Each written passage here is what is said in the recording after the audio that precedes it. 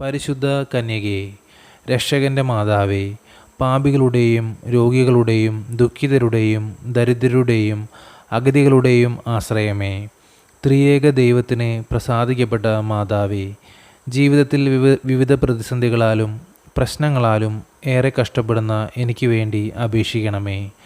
അമ്മയോട് അപേക്ഷിക്കുന്നവരെ ഒരു നാളും ഉപേക്ഷിക്കുകയില്ലെന്ന് ഞാൻ പൂർണ്ണമായും വിശ്വസിക്കുന്നു.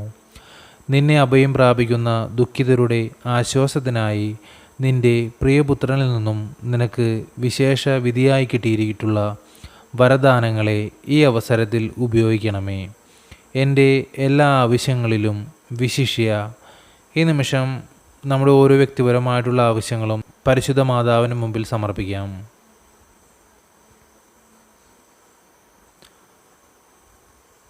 അമ്മയുടെ സഹായം ഞാൻ അപേക്ഷിക്കുന്നു. എത്രയും ദയുള്ള മാതാവേ, ഈ ആവശ്യം അമ്മയുടെ തൃക്കരങ്ങളിൽ ഞാൻ സമർപ്പിക്കുന്നു.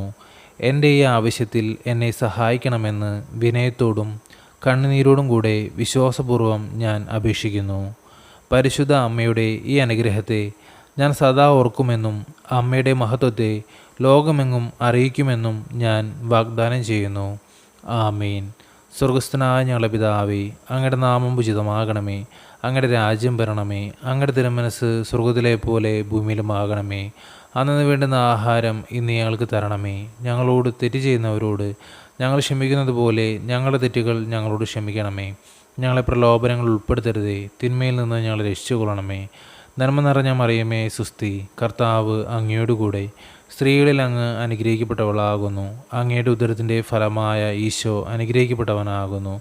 പരിശുദ്ധ മറിയമേ, തമ്പുരാൻ്റെ അമ്മേ, പാപികളായ ഞങ്ങൾക്ക് വേണ്ടി ഇപ്പോഴും ഞങ്ങളുടെ മരണസമയത്തും തമ്പുരാനോട് അപേക്ഷിച്ചു കൊള്ളണമേ.